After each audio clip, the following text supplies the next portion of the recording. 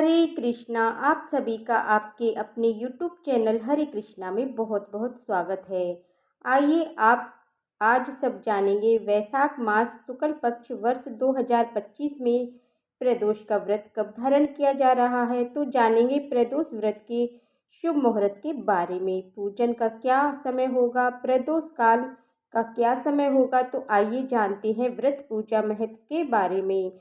प्रत्येक माह के कृष्ण पक्ष और शुक्ल पक्ष की त्रयोदशी तिथि के दिन जब भी प्रदोष काल का समय प्राप्त होता है, उस दिन प्रदोष व्रत को धारण किया जाता है। और जिस दिन भी प्रदोष का व्रत पड़ता है, उस दिन अपने व्रत का विशेष महत्व माना गया है। यह व्रत भगवान शिव जी की प्रसन्नता के लिए, भगवान शिव की कृपा प्राप्ति के लिए व्रत को किया जाता है।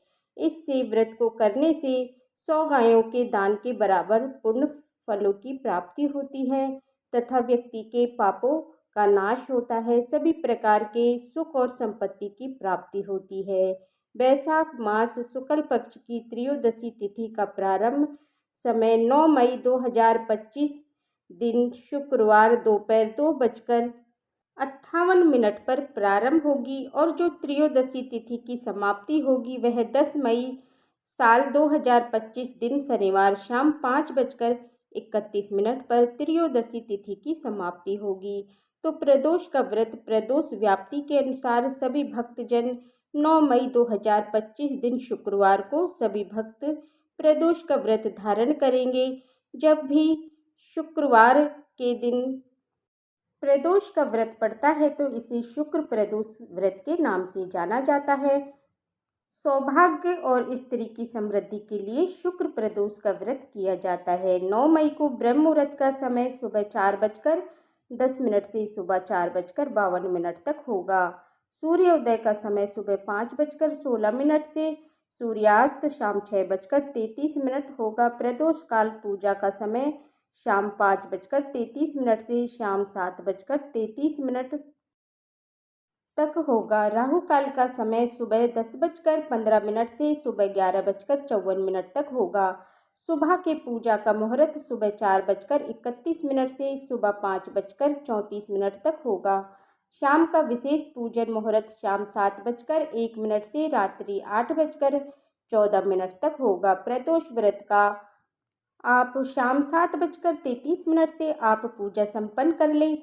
अमृत काल का समय शाम 5:27 से शाम 7:11 तक होगा।